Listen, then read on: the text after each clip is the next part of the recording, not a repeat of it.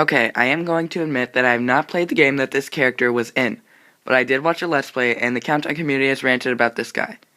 So number 3 goes to Porky Minch.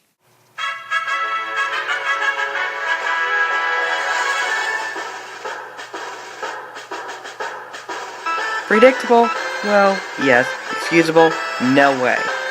Like Jasper Bat Jr., Porky has been known to be one of the most hated characters in gaming history. But at least Jasper was ready for a fight. Porky, on the other hand, isn't even remotely capable of defending himself. When he's with you, all he does is taunt the enemy and try to look tough. Yeah, pretty much playing the Groose card. But at the same time, he built an entire city, considering how great he is when he's not. I mean, this is not a utopia. And this entire sentence right here is just a load of bull. I even hated Porky's appearance in Brawl, mainly because he wasn't supposed to be here. Don't believe me? Well, here's my evidence. Around the end of the game when you fight Porky, when he has very low health, he puts himself in this capsule to protect himself, and he is never seen again, nor can he get out of it. Okay, I know it's Smash Brothers, and that is supposed to bring back classic characters, but how did Porky manage to get out of the capsule and get into here when he knew he couldn't get out of it? Unlike most video game villains, there are so many words used to describe Porky. Arrogant, egotistical, cowardly, cruel. This is only a few, and none of which make him a likable character. By the way, the first person to say, "Hey, there was nothing original in this segment," screw you. I know I say that every time, but this time really, nothing will stop me.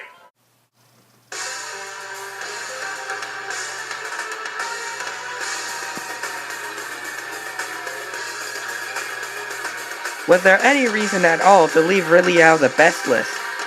Sure, he's heartless, but he's ferocious, he's threatening, and overall a fantastic villain. One reason is that we finally get a villain that doesn't want to destroy the world nor conquer it. All of his motives are based on destroying Samus just as he destroyed her parents. But despite seeming like a mindless monster only to destroy Samus, he's actually very intelligent, even going as far as to call humans lower races as only something to destroy. But I haven't even mentioned the best part about Ridley.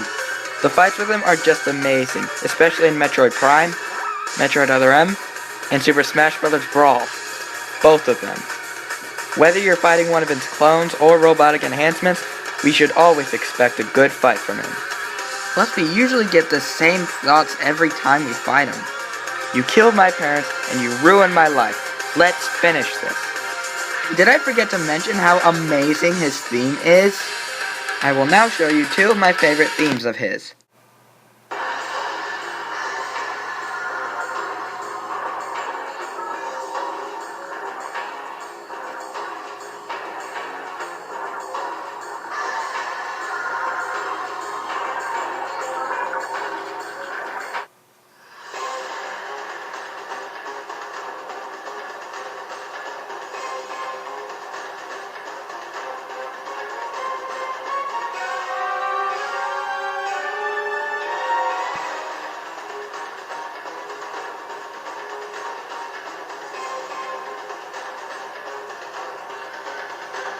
See what I mean? And similar to other major recurring antagonists, Ridley doesn't die. Normally this wouldn't be such a great thing, so why am I bringing this up, you may ask? Well, he's taken plasma, missiles, and death lasers. Freaking death lasers! And he manages to come back every single time. Ridley might not be my favorite villain of all time, but he does get my reward for being my favorite recurring antagonist for his awesome fights, amazing theme, and impressive skills. One last thing. Namco, please put him in Smash Brothers! I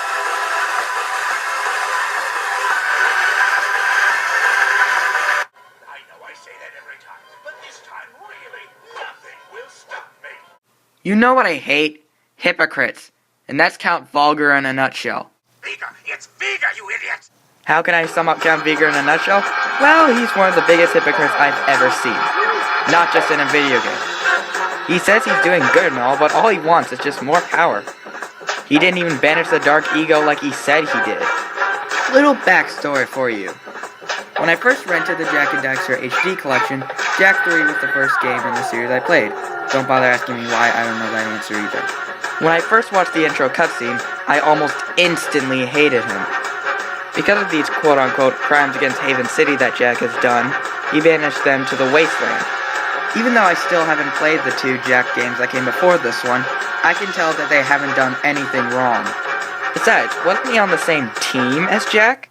Your protest was overruled. Shut up! He's also one of the most cliche and uninspired characters I've ever seen. I mean, if you have someone at gunpoint, shoot them! Don't boast about yourself! Your name is not Alec Trevelyan. And you didn't have to take him away from his father in order to harness his eco powers for your experiments either. By the way, why did he sound like a smart aleck in this scene? You seem upset. Did I tell you too late? Let me think about that. Oh, wait. Of course you did, you idiot. You were the son of the great warrior Delos. Oh, and he never knew. How delightful. You have no idea how angry this makes me feel. You son of a...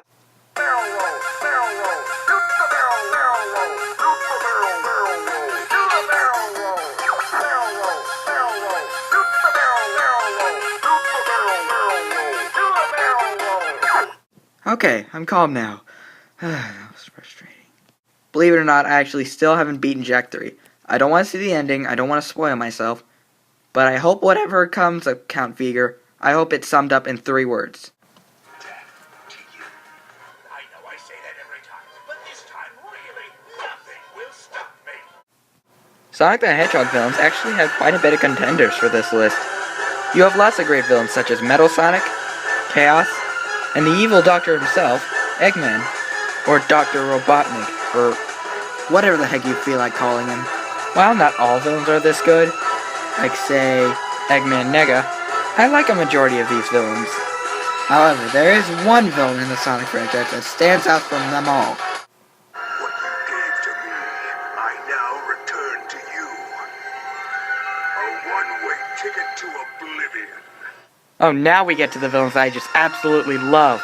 I just could go on and on and on about Mephiles the Dark from Sonic 06. But I wouldn't want to bore you, so I'll just get to the basics. First, his motives. I will admit, his motives are nothing special, as they're all based around just killing people. But however, like with Ridley, it's kind of within his personality, so to me, it's just fine. Come to think of it, Ridley and Mephiles are actually pretty similar villains. But the difference between Mephiles and Ridley, in my opinion, is because Mephiles does his job just a little better than that of Ridley. Heck, at the beginning of the game, he gets Silver to think that Sonic is the ableist trigger. Okay, one could argue that this is one of the game's plot holes since Silver is a psychic of all things, but hey, to me it's pretty impressive that he can do that.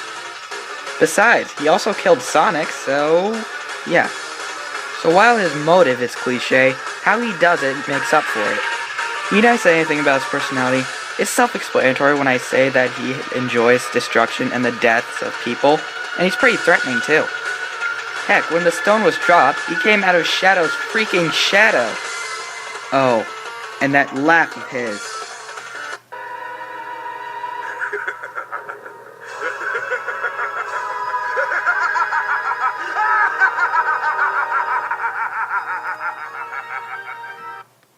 Whoa, that is crazy.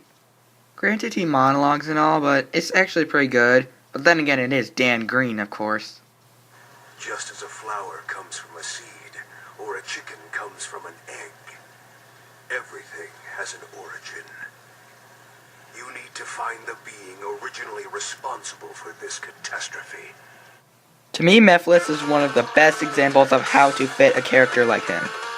His voice fits a character that is threatening and loves disaster and has a warped and twisted sense of humor. He might have not been the main antagonist of the game, but he did make a major antagonist role within it. However, despite how much I love Mephiles, I can only think of one better villain than him. You'll find out who that is in the next part.